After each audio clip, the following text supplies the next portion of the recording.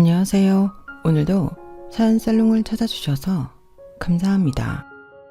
저는 이혼한 지 5년 정도 됐고 현재 딸아이와 행복하게 살고 있는 40대 여성입니다. 사연살롱은 제가 출퇴근 시간마다 즐겨 듣는 제 애청 채널이에요. 저 역시도 순탄하지 못한 결혼 생활과 이혼을 하면서 나름 사연이 있다면 있는 여자인데 사연살롱에 소개된 사연들은 들으면 공감도 되고 위안도 되고 너무 좋더라고요. 저만 그런 이상한 집구석에 시집을 간 게 아니구나. 이런 동질감도 느끼면서 더 열심히 살 수 있는 힘을 얻을 때도 많았는데 그래서 큰맘 먹고 저도 제 이야기를 들려드리고 싶어 사연을 쓰게 되었어요. 태어나 글이라는 걸 써본 적은 이번이 처음인데 부디 너그러운 마음으로 부족한 솜씨지만 제 이야기를 들어주세요. 저와 남편은 서점에서 주인과 손님으로 처음 알게 되었어요. 제가 살고 있는 동네에 서점이라고 말하기도 민망한 작은 책방이 있었는데 남편은 그곳의 주인이었어요. 저는 어릴 때부터 소심하고 내성적인 편이라 친구도 잘 없고 혼자 책을 보는 게 유일한 취미이고 낙인 사람이었는데 어른이 되어서도 책을 무척이나 좋아했어요. 그래서 동네에 이사를 왔을 때 작지만 서점이 있다는 게 너무 반갑고 좋았는데 그래서 일주일에 한 번 이상은 꼭 들르는 제 방앗간이 되었죠. 그러다 보니 주인이었던 남편과 종종 이야기를 나눌 때도 많았는데 서점 규모가 많이 작았기 때문에 서점에 있는 책들은 인기 서적이라기보다 거진 주인인 남편 취향의 책들이었어요.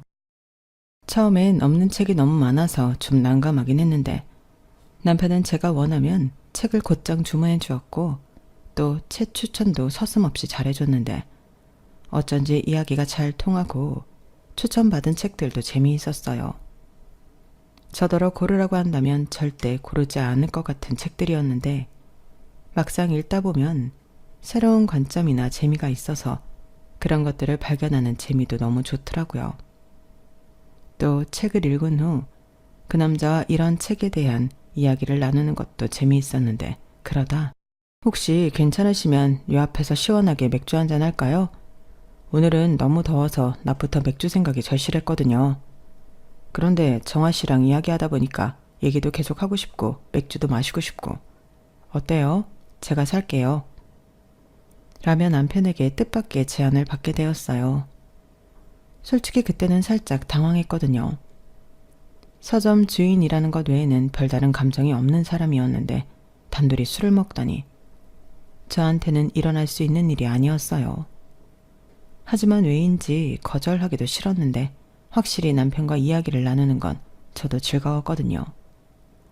그래서 그날 예정에는 없었지만 치맥을 하며 남편과 이런저런 이야기를 아주 오랫동안 나누게 되었는데 책 얘기는 물론이고 아주 사적인 대화도 자연스럽게 하게 되었어요.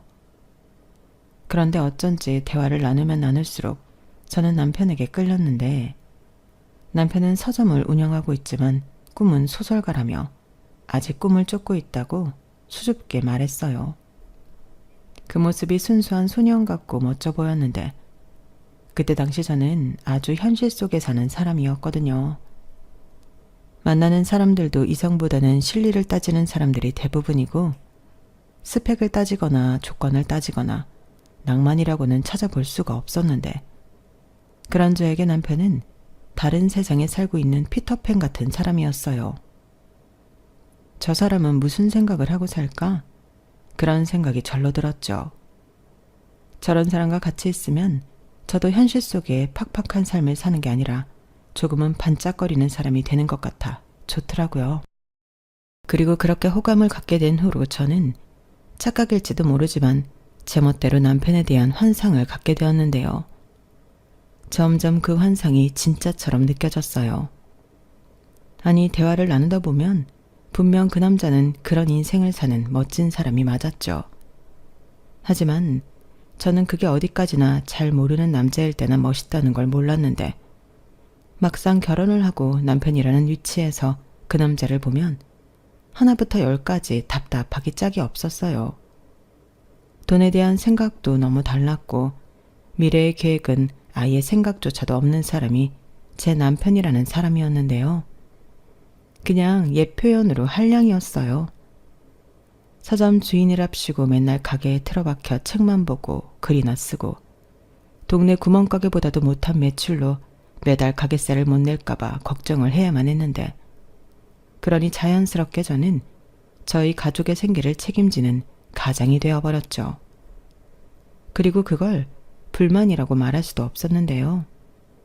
연애할 때부터 제 수입이 남편이 버는 것보다 훨씬 많았고 그러니 모아둔 돈도 남편은 거의 없다시피 한 사람이었는데 저는 이 모든 사실을 알고도 그 남자를 택했어요.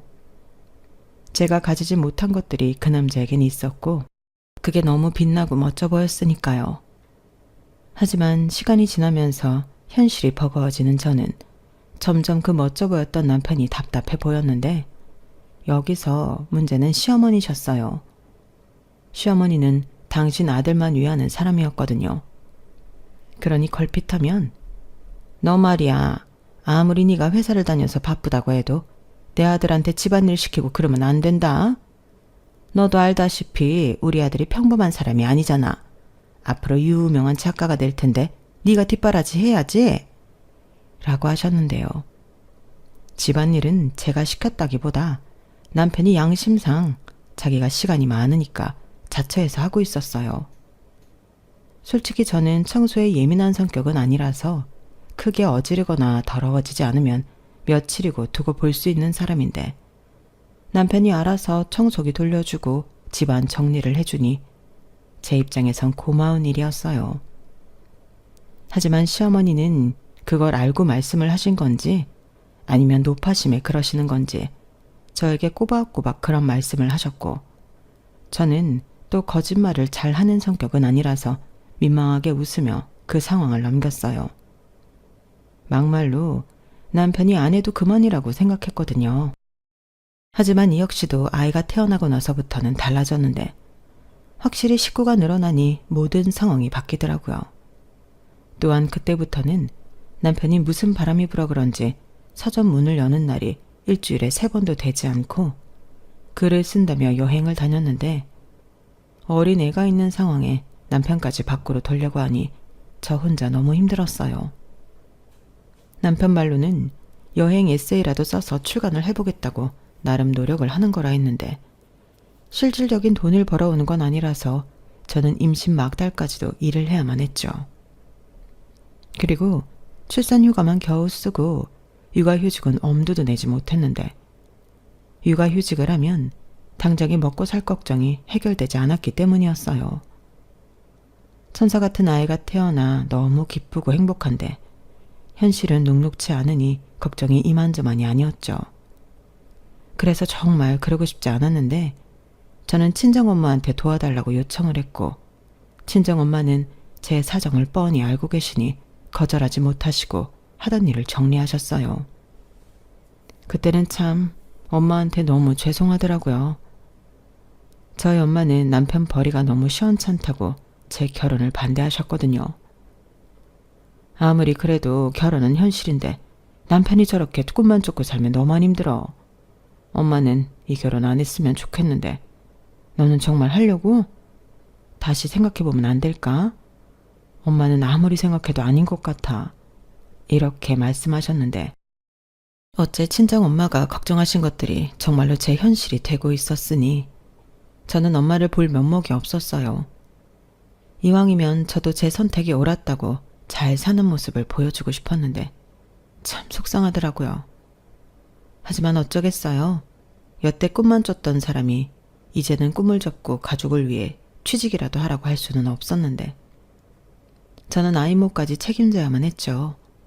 그게 참 힘들더라고요.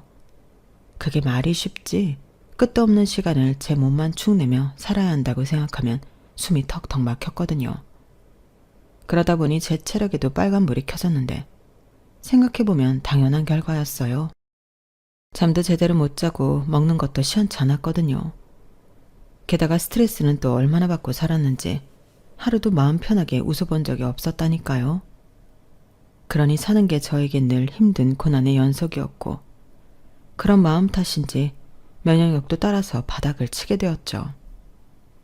감기에 걸려도 한 달 넘게 낫지를 않았고 충분히 쉬지 못하니 회사에서도 멍할 때가 많았는데 결국 회사에서도 한 소리 듣는 날이 늘어가더라고요. 그러니 이 모든 불만이 남편을 향하게 되었는데요. 남편과 사이는 점점 멀어지게 되었어요. 남편은 제가 변했다며 꽤나 억울해했거든요. 그리고 저 역시도 잘 알고 있었는데 제가 선택한 일이니 책임도 저한테 있다고 생각했어요. 그래서 최대한 참고 버티려고 했는데 그게 잘 되지 않더라고요. 저에게 잘못이 있다면 심심하고 각박한 현실에서 벗어나 남들과는 다른 꿈을 꾸고 있는 사람을 동경해 결혼한 게 다인데 저 혼자 짊어져야 하는 삶의 무게는 너무 가혹하리만큼 버거웠어요. 그러니 그런 딸을 보는 엄마는 매일 속상해 하셨는데요. 금전적인 도움도 제일 많이 주시는 분이 저희 엄마셨어요. 저희 엄마는 아빠와 이혼 후 이를 악물고 바닥부터 당신 힘으로 일어서신 분이셨거든요. 그래서 고생이라면 징글징글하다고 딸인 저는 그런 고생은 하나도 모르고 살았으면 좋겠다고 했는데 제가 너무 현실 감각도 없고 바보였어요. 하지만 저희 엄마는 결국엔 딸인 제 선택을 말리지 못해 딸이 고생하는 걸 옆에서 지켜봐야 했는데 다행이라면 저희 엄마가 저희 가족을 도와주실 경제적인 여력이 있으셨다는 거였죠. 저희 엄마는 젊어서부터 정말 독하게 사셨거든요. 개처럼 벌어 정승같이 쓰겠다고 당신 옷 한 벌 사는 모습을 본 적이 없고 가게에서 비싼 음식을 사서 먹는 것도 꿈도 꾸지 못했는데 그렇게 억척을 떨며 밤이고 낮이고 또 새벽이고 일만 하던 엄마는 당신 나이 50을 넘기면서 건물도 사고 아파트도 장만해 남들의 부러움을 한 몸에 받으셨어요. 또한 그만하면 이젠 고생은 그만하고 노래 부르던 대로 정승처럼 돈을 쓰며 살면 좋은데 저희 엄마는 그 돈이 아까워서 제대로 써보지도 못하셨어요. 그런데 그 피 같은 돈을 제가 다 쓰고 있었으니 저는 늘 엄마에게 미안한 딸이었어요. 그런데요, 저희 시어머니는 홀엄마 밑에서 자란 제가 마음에 들지 않지만 저희 엄마에게 건물이 있다는 말에 결혼을 허락하셨는데 내심 자식이라고는 저 하나밖에 없으니 저희 엄마 건물을 물려받게 되는 걸 기대하고 계시는 눈치였어요.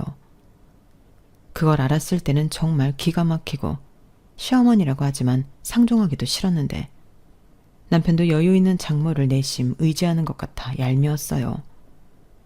물론 시어머니처럼 대놓고 뭔가를 바라진 않지만 제 입장에서는 더 나쁘거나 덜 나쁘거나의 차이였죠. 그러니 서점이라고 하지만 장가를 할 의지도 없어 보였는데 그래놓고 월세 걱정은 왜 하는지 아마도 그건 역시 장모님한테 도움을 받고 싶어 저한테 일부러 흘리는 게 아닌가 싶었어요.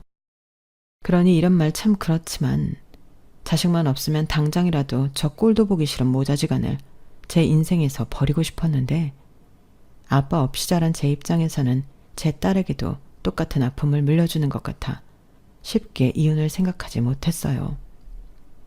하지만 계속 이렇게 저만 한량 남편 뒷바라지하고 혼자 모든 짐을 짊어질 수 없어 한 번은 진지하게 남편에게 물었는데요. 남편은 난감한 얼굴을 하더군요. 생각해봐. 이럴 거면 우리는 애를 낳지 말았어야지.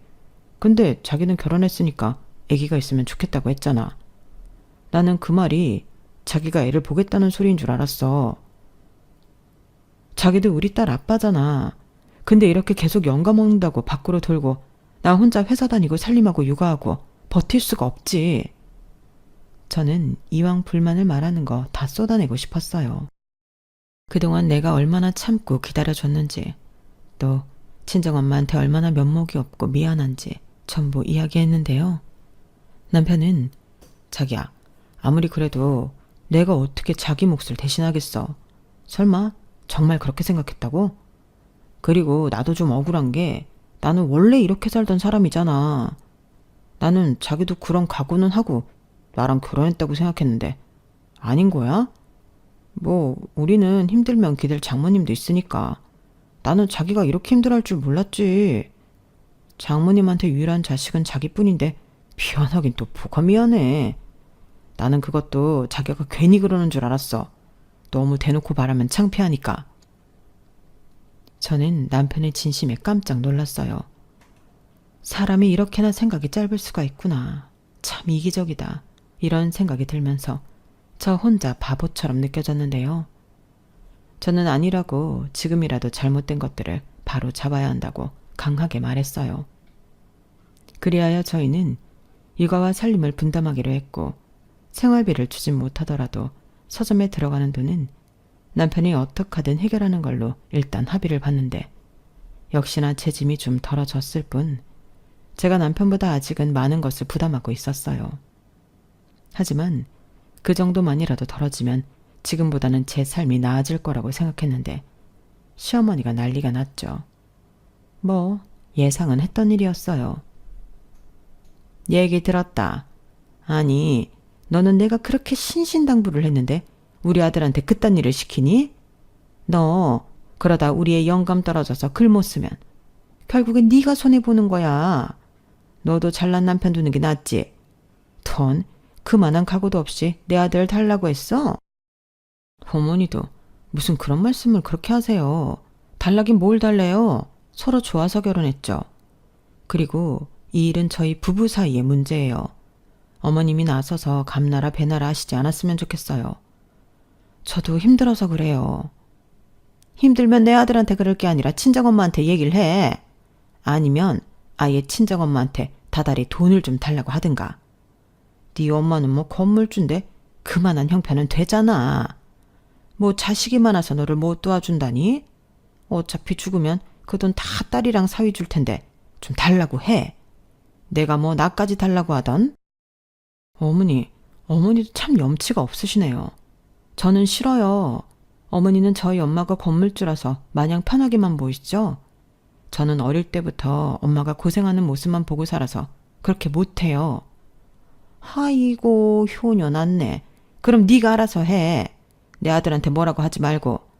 내가 지난번에 우리 아들 뭐 하나 궁금해서 전화했다가 얼마나 놀랐는지 알아? 어머니 아들만 귀하지 않아요.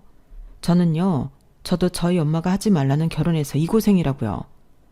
죄송하지만 저희 문제는 저희가 알아서 할 테니 더는 이런 말씀 저한테 하지 말아주세요.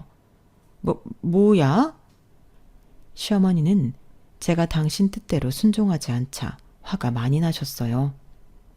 하지만 여기서 물러서면 저 역시도 답이 없었기 때문에 시어머니에게도 제 할 말을 다 했는데 나중에 남편이 뭘 그렇게까지 시어머니한테 말을 하냐고 한 소리를 하는 거 있죠.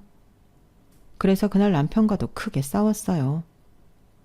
결혼하고 목소리 높여 크게 다툰 적이 없었는데 그날은 저도 꾹꾹 눌러놓은 게 많다 보니 큰 소리를 내게 되었죠. 그렇게 제 결혼 생활은 별로 행복하지 않았어요. 저 남자랑 살면 내 인생도 반짝반짝 할 줄 알았는데 전혀 그렇지 않더라고요. 오히려 제 노력으로 그 남자만 편하고 빛나려 한다는 생각에 괘씸하기 짝이 없었어요. 그런 마음으로 지내기를 4년 정도가 흘렀죠. 저는 여전히 결혼 생활이 쉽지 않았고 남편은 작품 활동이 잘 되지 않는다며 슬럼프 타령을 했는데 그래도 서점에 앉아 글을 쓰는 것 같긴 했어요. 그리고 이렇게는 안 될 것 같아 제가 시간을 내어 남편 서점에 이 인기 서적을 들여다 배치하고 인근 학원과 이야기를 해서 문제집을 온라인 서점처럼 10% 할인해주는 등 영업에 신경을 쓰니 매출이 좀 올랐는데 무슨 개미와 배짱이도 아니고 남편은 제가 열심히 하면 할수록 탱자탱자 놀기만 하더라고요. 그러니 제가 보기엔 그냥 작품 준비는 허울일 뿐 자기가 정말 유명 작가라도 되는 듯 그 생활을 즐기는 것 같았는데 그런 생각들 때문인지 남편과는 점점 정서적으로 남처럼 지내게 되었어요. 다행히 시어머니는 저랑 한바탕 한 이후부터는 저한테 감정이 좋지 않아 연락도 하지 않고 만나봬도 일부러 아무 말도 하지 않으셨는데 저는 오히려 그게 편하고 좋아서 시어머니 기분을 풀어드리려 노력하지 않았죠. 어쩌면 남편은 그런 것도 서운하게 생각할 수 있는데 저에게 별로 그런 것 따위는 중요하지 않았어요. 그러다 마른 하늘의 날벼락처럼 친정엄마가 아프시다는 사실을 알게 되었는데 저 몰래 병원을 오랫동안 다녔다 하더라고요. 엄마는 너 걱정할까봐 그랬지.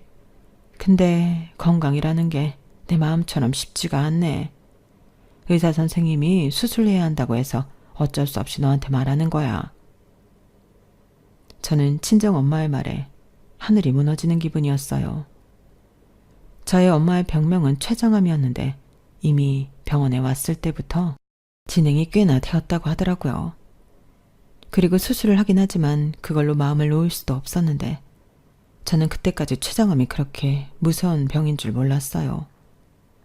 요즘 의료기술이 좋으니 아무리 암이라고 해도 전부 고칠 수 있다고 생각했는데 췌장암은 조용한 암이라 병의 진행이 많이 되었을 때 자각할 수 있는 암이라고 하더라고요. 결국 저희 엄마는 수술을 받고도 병원에 오랜 시간에 있을 수밖에 없었는데요. 그 시점부터는 자꾸만 이상한 말을 하기 시작했어요. 마치 당장이라도 떠날 사람처럼 주변 정리를 하고 저에게 평상시에는 하지도 않았던 당부의 말도 자주 했는데 저는 그런 것들이 전부 싫었어요. 엄마는 왜 자꾸 그런 말을 해? 나 그런 말 듣기 싫어. 왜 당장 죽을 사람처럼 그러는 건데? 정화야, 엄마 생각에 이런 말들은 미리미리 해두는 게 좋은 것 같아. 사람 일은 아무도 모르는 거잖아. 행여 엄마가 아무런 준비도 못하고 떠난다고 생각해봐. 엄마는 그럼 너무 불안해. 나는 엄마 이러는 게 더 불안해. 얼른 나와서 잘 살 생각을 해야지. 여행도 다니고 비싼 옷도 사 입고 맛있는 것도 먹고. 엄마 못 해본 거 너무 많잖아. 그래, 많지. 생각해보니까 진짜 억울하게 못 해본 게 많더라. 근데 엄마는 그런 건 솔직히 괜찮아. 고기도 먹어본 년이 맛을 아는 거고 돈도 써본 년이 돈 좋은 걸 알지.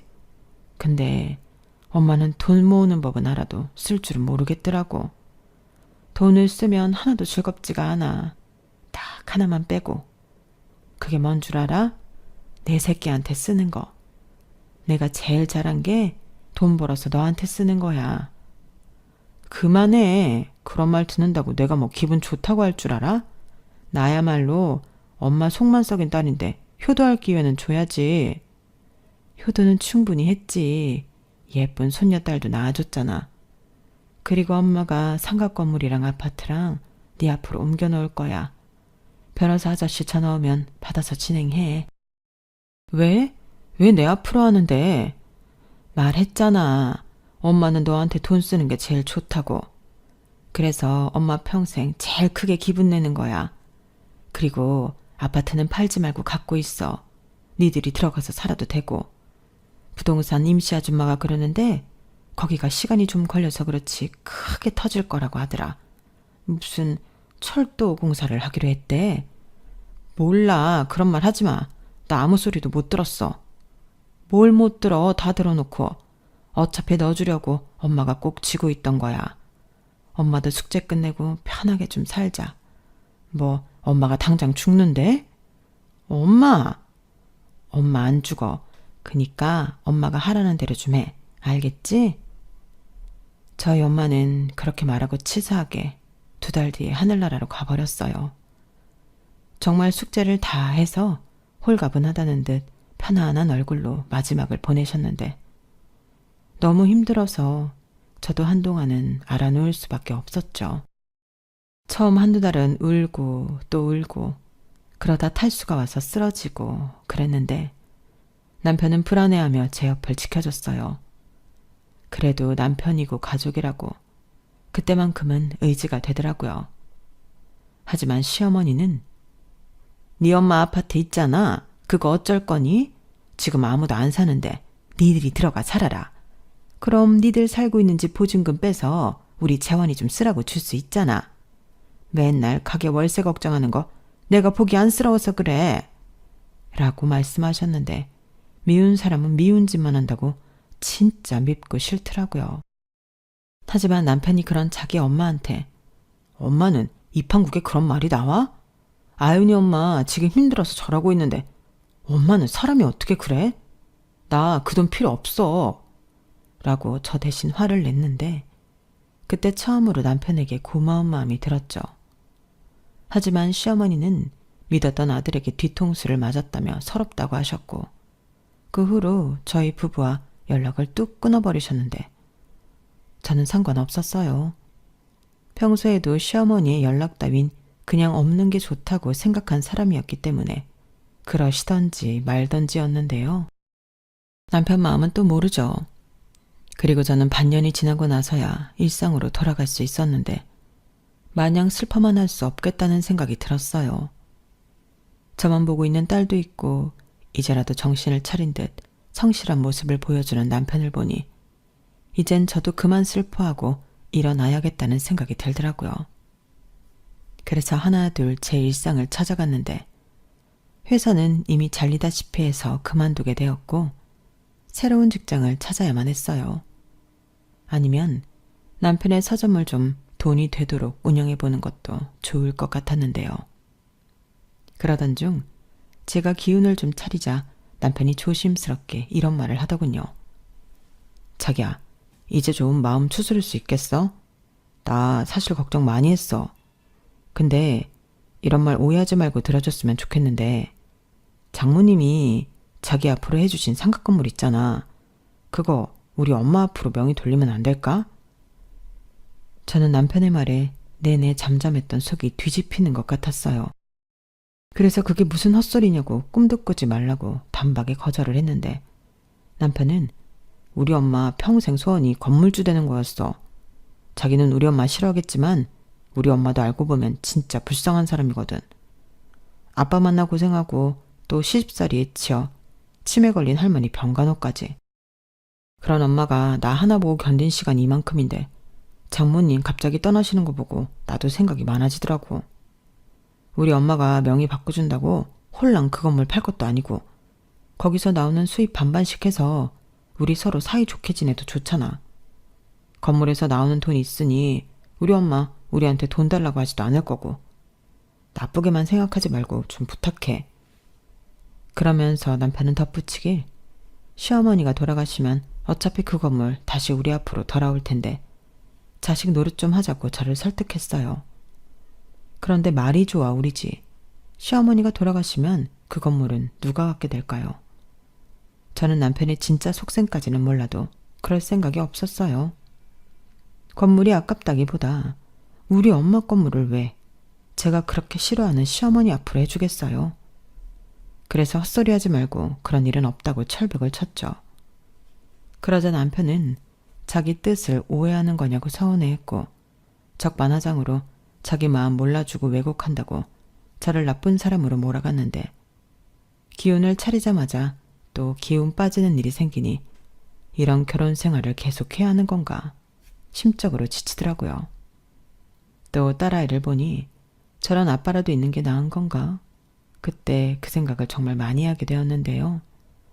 이런 제 마음도 모르면서 남편은 계속 자기 뜻을 오해했다고 저를 설득하려 했어요.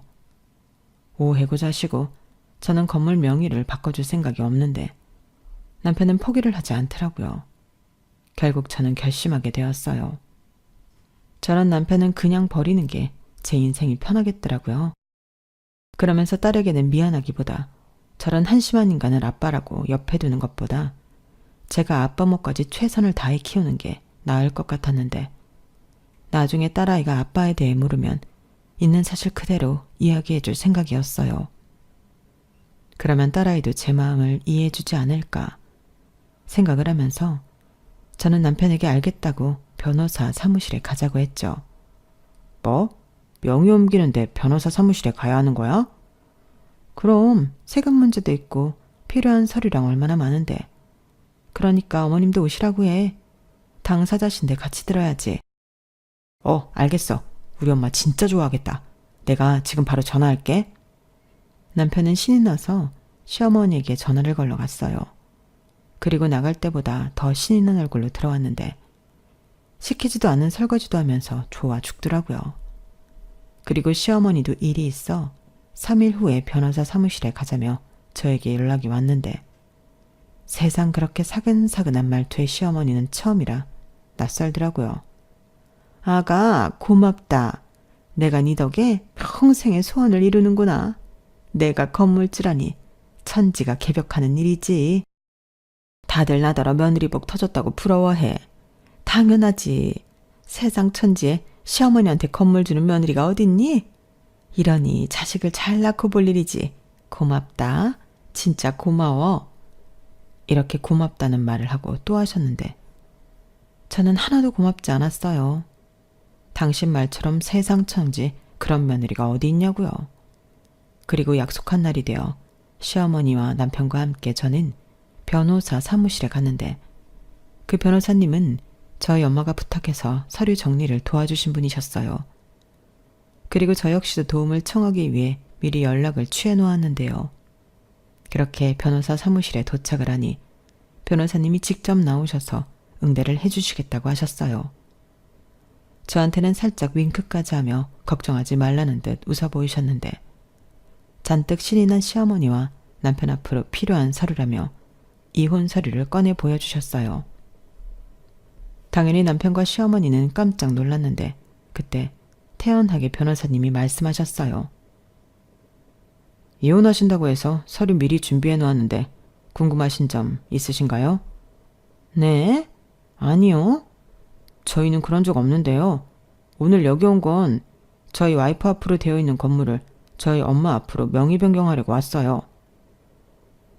네, 맞아요. 뭔가 착오가 있으신가 보네. 아주 큰일 날 소리를 하셔. 그런가요? 저는 분명 이혼하신다고 들었는데 당사자 합의는 분명 하신 거죠? 당연하죠. 자기야 뭐해? 말씀 좀 드려봐. 뭘? 나는 자기랑 합의 본 거 없는데. 그리고 내가 이혼하고 싶어서 이혼 서류 준비해달라고 했어. 양육권도 그렇고 위자료도 그렇고 이런 거 저런 거 하려면 꽤 복잡할 것 같았거든. 뭐라고? 아가, 그게 무슨 말이냐? 무슨 니들이 이혼을 해? 나한테 건물 준다고 그런 거 아니었어? 그니까 나까지 오라고 한 거잖아. 아니요. 어머니 때문에 이혼하는 거라서 어머님도 오시라고 한 거예요. 자기 이러려고 일부러 그런 거야? 나랑 우리 엄마 엿먹이려고? 여실하니. 합의할 건지 소송할 건지 자기한테 물어볼 것도 있고 해서. 그렇죠, 변호사님? 네.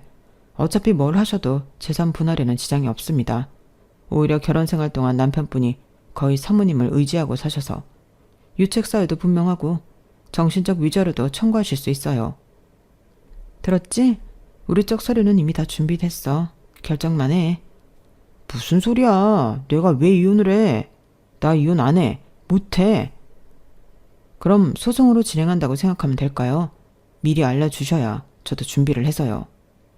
변호사님, 애들 부추기지 마시고 저희 아들 이혼 안 합니다. 이혼할 이유가 없어요. 그러시겠죠. 근데 사모님은 이혼하고 싶다고 하셔서요. 저는 사모님 측 변호사라. 들은 대로만 진행합니다. 자기야, 이게 다 무슨 말이야? 왜 이래? 왜 이러긴. 몰라서 물어? 나는 이미 마음 정했고 알아서 해. 남편과 시어머니는 상가 넘겨받을 생각에 신이 나서 왔다가 갑자기 들은 이혼 소리에 날벼락을 맞은 듯 난리가 났어요. 그리고 저는 쐐기를 박아야겠다는 생각에 나는 애당초 건물을 누구에게도 넘겨줄 마음이 없다고 말했는데 그러자 시어머니가 갑자기 날아간 건물주 꿈에 분노해서 저에게 물잔을 냅다 쏟으셨어요. 그러시고는 이게 지금 나를 가지고 놀았네. 그래, 건물 생기니까 딴 마음 들지? 내가 너 그럴 줄 알았다. 너 혼자 잘 먹고 잘 살고 싶어서 이런 짓 꾸민 거잖아. 괘씸한 년. 라며 저에게 삿대질까지 하시고 호통을 치셨는데 옆에서 변호사님이 이러시면 경찰을 부르겠다고 나서서 말리셨죠. 하지만 남편도 시어머니도 그만둘 마음이 전혀 없어 보였는데 그래서 저도 말을 했어요. 진짜 양심도 없네요. 지금까지 어머니 아들 누구 덕에 살았어요? 제가 벌어온 돈으로 먹고 입고 살았잖아요. 저는 저 사람이 벌어온 돈 구경도 못했어요. 어머니 말처럼 저 사람 작가 되기만을 기다리면서 저도 버텼다고요. 그런데 어머니는 저한테 어떻게 하셨어요? 저 힘든 거 알아주긴 하셨어요? 힘들면 엄마한테 손 벌리라고 그러셨잖아요. 당신도 그래. 당신도 우리 엄마 도움 당연하게 생각했잖아. 근데 이제 와서는 건물을 넘기라고? 어머니 돌아가시면 어차피 다시 돌아온다고? 근데 그때 그 건물은 누구 거야? 자기는 이미 벌써 그 계산까지 했잖아. 누가 그래. 나는 순수하게 효도 못한 거 한번 하고 싶었을 뿐이야. 그 효도를 왜 우리 엄마 건물로 해? 효도는 자기 힘으로 해야지. 안 그래요, 어머니? 아무튼 난 마음 정했고 합의 안 해주면 소송해서라도 이혼할 거야. 애도 내가 키울 거고 뭐 하나 양보할 생각 없으니까 그런 줄 알아. 그래. 근데 네가 뭘 잘 모르나 본데 우리 이혼하면 그 건물 절반은 내 몫이야. 부부는 공동재산인 건 몰라? 웃기고 있어. 아까 변호사님 말씀 못 들었니? 그러게요. 제가 아까 말씀드렸는데 그리고 사모님 건물은 돌아가신 모친께서 물려주신 재산으로 분할 대상이 아닙니다. 아파트도 마찬가지고요. 지금 분할할 대상은 함께 지내시는 집 보증금이 단데 남편분은 기여도가 전혀 없으시잖아요. 때문에 저희 측 주장은 나눌 것이 없다는 입장입니다. 뭐라고요? 말도 안 돼요. 같이 산 세월이 얼만데. 그리고 뭐 꼭 돈으로 가정에 기여해야 하나요? 우리 아들도 집안이라고 해봤어요. 그러시군요. 그럼 법적으로 누가 더 기여도가 높은지 따지시죠. 그러셔도 됩니다. 변호사님은 든든하게 제 편을 들어주셨어요. 그러자 약이 바짝 오른 남편과 시어머니는 분해서 어쩔 줄을 몰라 했는데 저는 변호사님에게 뒷일을 맡기고 그 자리에서 일어났어요. 그러자 남편은 가긴 어딜 가냐고 저를 붙들었는데요. 그때는 어디서 그런 힘이 솟았는지 남편의 손을 거칠게 뿌리치던 저였어요. 그렇게 모처럼 가벼워진 발걸음으로 그 자리를 나올 수 있었는데 시어머니의 절규하는 큰 소리가 울려 퍼지더군요. 어찌나 통쾌하든지. 그러게 넘볼 걸 넘봐야죠. 저는 그들의 욕심에 진저리가 났어요. 그 뒤로 저는 빠르게 남편과 손절하기 위해 움직였는데 남편 앞으로는 정말이지 하나도 남겨주지 않을 작정이었죠. 그리고 그 서점의 가게세도 종종 저와 저희 엄마가 내주었기 때문에 저는 그 서점의 물건을 처분하고 그 돈도 챙겼는데 남편은 그런 법이 어딨냐고 또 난리가 났어요. 자기를 정말 홀딱 벗겨서 내쫓을 생각이냐고 묻는데 저는 그렇다고 대답했죠. 그러자 이젠 정말 안 되겠는지 남편이 잘못했다고 빌고 사정을 하는데 시어머니도 당신 아들 이혼만큼은 말려보겠다고 저에게 미안하다고 사과를 하기 바빴어요. 시아버님도 내내 가만히 계시다 이 모든 게 시어머니 탓 아니겠냐고 아들 내외 이혼하면 당신도 이혼하겠다고 했다는데 그러니 시어머니는 더욱 지푸라기라도 잡는 심정으로 저에게 매달리셨어요. 하지만 그건 어디까지나 그 집 사정이고 저와는 상관없는 일이었는데 저는 빠르게 살던 집을 정리하고 엄마가 살던 아파트로 딸아이와 이사를 마쳤어요. 어차피 엄마 집에는 있을 것이 다 있었기 때문에 남편과 쓰던 물건들은 전부 폐기 처분해 버렸는데 아이 물건만 챙겨서 나왔죠. 결국 남편은 집도 없고 갈 곳도 없으니 서점에서 지내거나 본가에 가서 생활을 하는 등 왔다 갔다 하는 듯 했는데요. 결국은 합의 이혼을 하겠다며 저에게 마지막으로 자기 사정을 들어달라고 애원하더라고요. 사실 전부 엄마가 시킨 거야. 자기 건물주 돼보고 싶다고 자기한테 그렇게 말해보라고 했어. 그럼 자기가 나한테 그 건물 물려준다고. 나도 막판에는 욕심이 났지. 그래서 그랬는데 미안해. 이렇게 말했는데 저게 진짜여도 열받고 그게 아니고 남편이 자기만 살겠다고 자기 엄마를 판 거라고 해도 저는 이미 남편에게 오만 정이 떨어져서 같이 살고 싶지 않았어요. 그래서 헛소리 그만하라고 말하고 합의 이혼하기 싫으면 소송하겠다고 단호하게 말했는데 대신 소송으로 들어가면 양육비도 그렇고 위자료까지 순수하게 넘어가지 않을 거라고 반협박을 했죠. 그러자 그건 또 무서웠는지 남편은 나 변호사 살 돈도 없어. 알겠으니까 도장 찍을게. 대신 나 정말 힘드니까 위자료랑 양육비는 좀 봐줘라. 자기도 알잖아. 내가 뭐 그럴 능력이 있어. 나도 자기랑 이혼하면 살 길 찾아야지 라고 말했는데요. 저는 알겠다고 도장을 찍으라고 했어요. 어차피 저 인간에게서 뜯어낼 돈 같은 건 없다는 거 잘 알고 있었거든요. 대신 아이 핑계로 연락하거나 찾아오지 말라고 조건을 걸었는데 남편은 알겠다고 냉큼 도장을 찍더라고요. 그리하여 저는 소송으로 갈 것도 없이 남편과 깔끔하게 이혼하게 되었는데 그때 처음으로 두 다리 쭉 뻗고 숙면을 했던 것 같아요. 물론 앞으로 아이와 단둘이 살아갈 궁리를 해야 했지만 엄마가 남겨주신 소중한 유산들이 있으니 당장 먹고 살 걱정은 없었죠. 그런데 남편은 그렇다 쳐도 시어머니는 아들의 이혼 사실을 받아들일 수 없었나 봅니다. 급기야 어떻게 알고 저희 엄마 집까지 찾아왔는데요. 막무가내로 현관문을 두드리며 당장 문을 열라고 소란을 피우셨어요. 밖에 소리를 들어보니 남편도 같이 온 모양이었는데 둘이 현관문을 붙들고 그 문을 억지로 열어보겠다고 용을 쓰고 있더라고요. 결국 시어머니가 문고리를 잡고 늘어지다 미끄러진 모양이었는데 그 때문에 시어머니가 뒤로 발라당 넘어가면서 남편의 얼굴에 시어머니의 뒤통수가 정통으로 맞은 듯 했어요.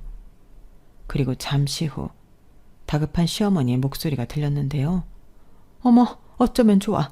피야, 피. 야, 지금 내 아들 코뼈 부러졌는지 피난다. 119 당장 불러, 119 불러. 라고 하시더라고요. 저는 상황인 만큼 119에 신고를 했어요.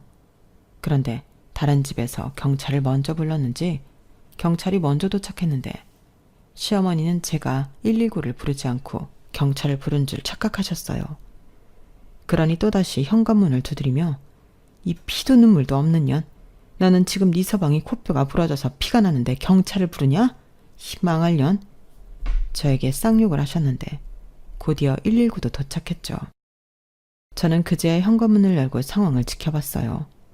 그러자 남편은 정말 코가 점점 부어오르더니 얼굴이 난리가 났고 시어머니는 이 모든 게 저 때문이라고 경찰을 붙들고 저를 잡아가라고 하셨는데 경찰은 아드님 코뼈는 할머니 때문이지 않냐고 제가 하고 싶은 말을 대신 해주셨어요. 그러자 시어머니는 제가 문을 안 열어줘서 이렇게 된 거예요. 그니까 쟤 때문이죠? 이러셨는데 경찰은 시어머니의 말은 말이 안 된다고 하셨어요. 그리고는 친구가 들어왔기 때문에 서까지 같이 가셔야 한다고 시어머니를 데리고 가셨는데 저는 전 남편 코 때문에 동승하게 되었어요. 제가 신고를 했기 때문이라나요? 그렇게 어이없지만 저는 전 남편과 함께 응급실에 갔고 정말로 코가 부러졌다는 사실을 알게 되었는데 그 이후로는 제가 시아버님을 불렀기 때문에 어떻게 되었는지 모릅니다. 그저 시아버님은 한숨만 내리주셨는데 이미 이혼한 상태였고 저랑은 상관없었으니 저는 아이가 있는 집으로 돌아갔어요. 다행히 옆집에서 아이를 봐주신다고 하셨는데 남의 집 신세를 그렇게 오래 질 수는 없는 일이잖아요. 그리하여 그렇게 모든 일들이 일단락되었고 저는 현재까지도 딸과 둘이 행복한 삶을 살아가고 있습니다. 저는 엄마가 남겨주신 삼각 건물에서 작은 식당을 열었고요. 벌이는 글쎄요. 그냥 두 식구 먹고 살만은 한 것 같아요. 저희 엄마가 그랬던 것처럼 열심히 딸아이를 키우면서 씩씩하게 살아볼 생각입니다. 그럼 하늘에서도 저희 엄마가 기뻐해 주시겠죠. 꼭 그럴 거라 생각하며 오늘도 화이팅 해보려고요. 그 이후 전 남편이 뭐라고 사는지 계속 작가가 되겠다고 설치고 다니는지 알 수 없지만 이제 각자의 길을 걸으며 다시는 마주치지 않았으면 합니다. 양육비를 매달 40만 원씩 받기로 되어 있었는데 예상은 했지만 그 돈은 한 번도 받은 적이 없어요. 변호사님에게 물어보니 나중에 한꺼번에 청구 소송하면 된다고 하는데 나중에 저희 아이 20살 되기 전에 한꺼번에 청구할 생각입니다. 지도 염치가 있으면 아빠의 책임은 져야죠. 아직 더 커봐야 알겠지만 딸이 사춘기가 오더라도 잘 지내보려고요. 그리고 남은 날은 남을 동경하기보다 반짝반짝 할 수 있는 저의 인생을 위해서 노력하고 실천하며 살고 싶은 바람인데요. 꼭 그렇게 되길 바라며 제 사안을 여기서 마치도록 하겠습니다. 지금까지 사연 들어주셔서 대단히 감사드리고요. 여러분들도 반짝거리는 여러분들만의 인생을 살아가시길 진심으로 바라며 안녕히 계세요. 감사합니다. 여러분, 사연 댓글에 응원과 현명한 조언 부탁드려요. 좋아요와 구독은 저에게 큰 힘이 됩니다. 오늘도 좋은 일 가득하세요.